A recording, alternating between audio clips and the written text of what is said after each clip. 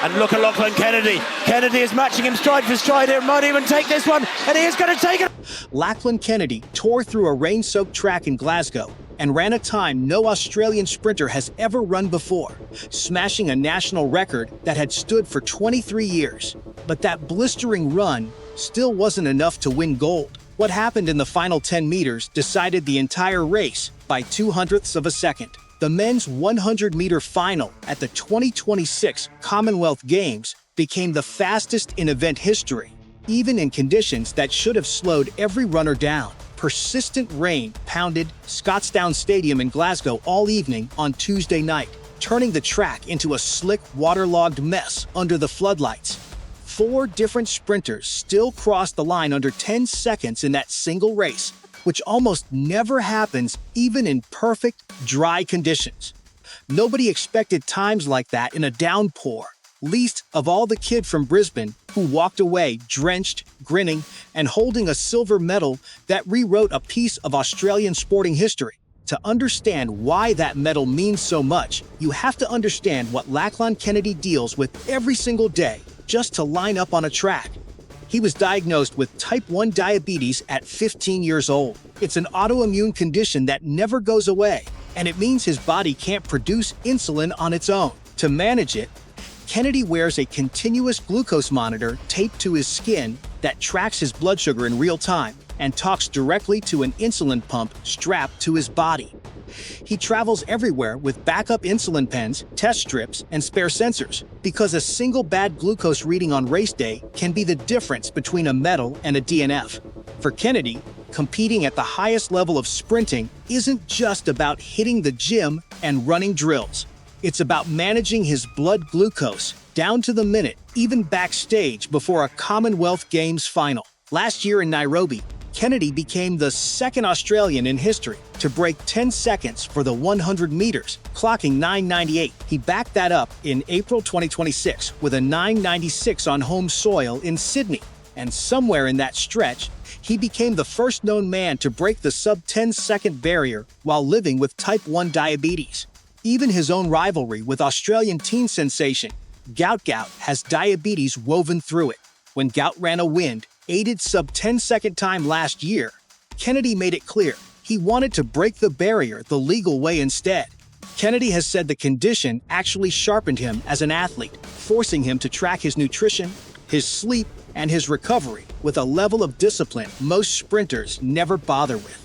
Heading into Glasgow, all of that preparation had him finally in position to do exactly that. But one number was still standing between Kennedy and the history books, and it belonged to a man who ran his fastest race 23 years earlier. Patrick Johnson's story is the kind that sounds made up until you check the facts. He was born on a speedboat off the coast of Queensland on the way to hospital because his mother's labor moved faster than the family could.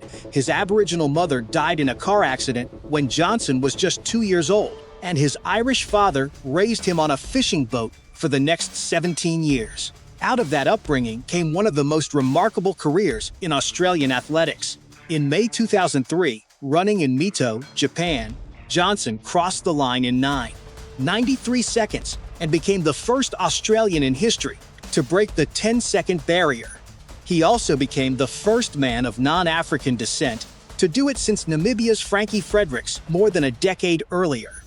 Johnson went on to study politics at university, learned to speak 5 languages, and became a quiet source of pride for Indigenous Australians long after he retired from the track. For 23 years, nobody in the country got anywhere close to his time. Then, in the rain in Glasgow, Lachlan Kennedy ran 9:85, and Johnson's name finally came off the top of the Australian record books. The final itself was a brutal watch for anyone hoping for an easy Australian gold. Kennedy exploded out of the blocks and led for the first 60 meters, running exactly the kind of race that suggested he could hold the field off completely. Eseme, on the other hand, started slowly. He'd already run a national record of 9:89 the day before in the semifinal, so nobody had written him off. But through the early drive phase in the final, Kennedy had the clear edge. Then Eseme's top-end speed kicked in.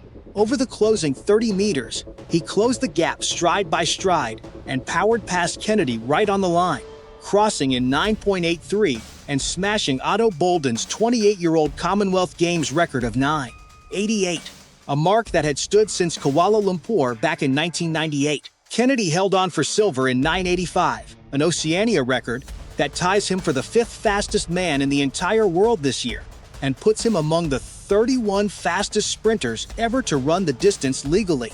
Behind them, Nigeria's Kanyansola Ajayi came into the final as the outright favorite, a sprinter who had already beaten reigning world champion Seville twice that season and carried a national record of 9.84. In the wet and the cold, Ajayi could only manage 9.90 for bronze. South Africa's Gift Leotlela crossed fourth in 9.91, meaning 4 separate sprinters broke 10 seconds in one final in torrential rain on a night that should have punished every single one of them. The gap between gold and silver came down to 0.02 of a second, close enough that Kennedy said he genuinely believed he'd won until he looked up and saw the scoreboard. Eseme's path to that gold medal is just as unlikely as Johnson's was 2 decades earlier. He didn't even take up sprinting seriously until he turned 24. Before that, he spent his youth playing football as a goalkeeper back home in Cameroon. Switching sports that late almost never works out at the elite level, since most future champions are already logging serious sprint training as young teenagers. Eseme kept climbing anyway, working his way up through African championships and Diamond League meets, and eventually became his country's national record holder across the 60, the 100, and the 200 meters.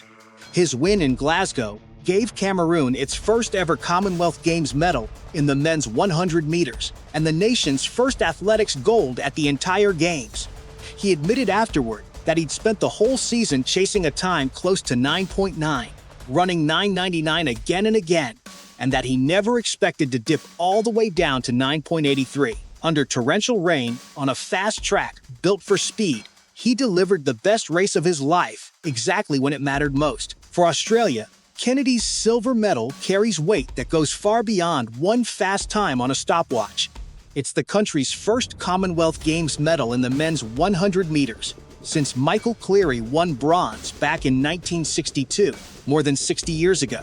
Kennedy has said he walked into that final believing he could win it outright, and that seeing 9.85 flash up on the scoreboard left him feeling relief more than celebration, the kind of relief that only comes after months of pressure finally pay off. His time would have been good enough for 5th place in the Paris Olympic final and fast enough to have beaten American star Noah Lyles for bronze at last year's World Championships. For a sprinter who spends every single day of his career monitoring his own blood sugar just to be able to line up at all, that's not just a fast 100 meters. That's proof of exactly what he's capable of when everything comes together. And it came on a night when Australia's whole athletics team looked stronger on the track than it has in years. Kennedy isn't finished in Glasgow either.